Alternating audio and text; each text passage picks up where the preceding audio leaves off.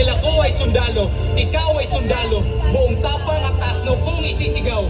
Pag-ibig, kapayapaan at pagkakaisa sa bayan ang dapat mangibabaw. Has been erased from its watery grave.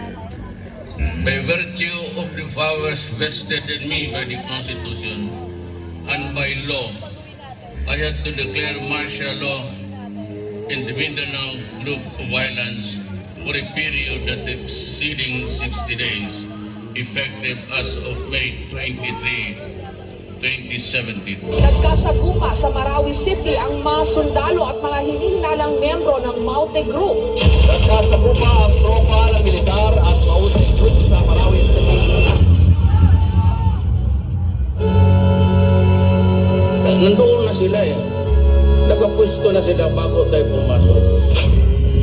And his men stole the queen from her bed.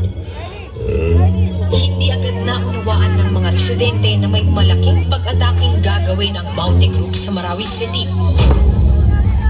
All hands, hoist the colors high. Unang araw, makikita ang ilang residenteng nakatitig lang sa mga lalaking nakaitim. Ang iba, sige lang sa pagbiyahe. I am ordering you to crash. Walang pistok.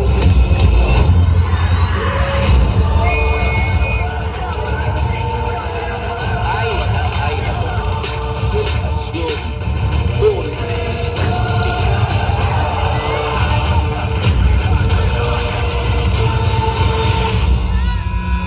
Anak, babalik na si Papa sa Marawi. Mamimiss kita, Papa. Sinira ng bakbakan ng bahay ang kabuhayan ng mga residente sa maraming kayapang puso.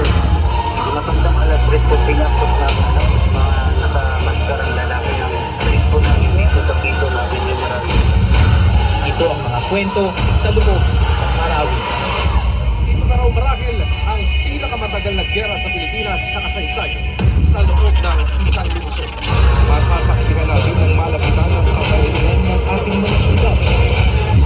Mga teroristang Bon, Ulat at Omar Bakit. Lahat nagtatanong, matutulungan pa kaya ang tila ng walang katapusang bakbakan? Itigil na ang ingay. Tama na ang putukan. Itigil na ang digmaan.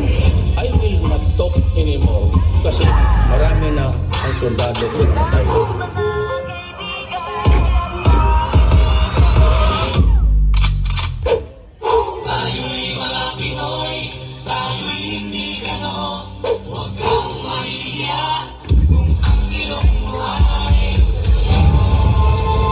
Kung may isang bagay na napatunayan ng gera sa Marawi, ito ay ang pagtutulungan, ano pa man ang religiyon.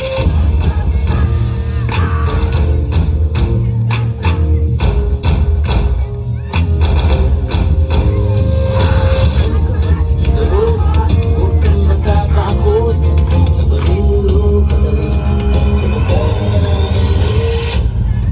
Let's go!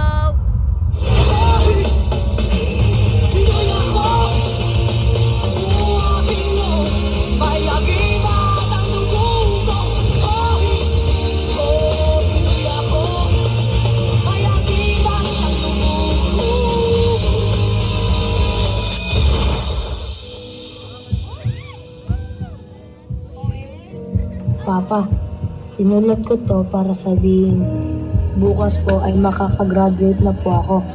Kaya po ang magsabit ng medalya ko ha. Iintayin ko po kayo. Nagmamahal, anak.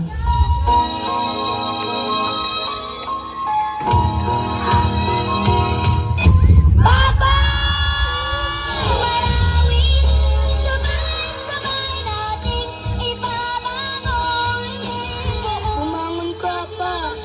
Sabi mo maglalaro pa tayo. Sabi mo uuwi ka. Gumising ka na dyan pa. Papa. Isang gabit hapon, sisikat ang araw sa isang bagong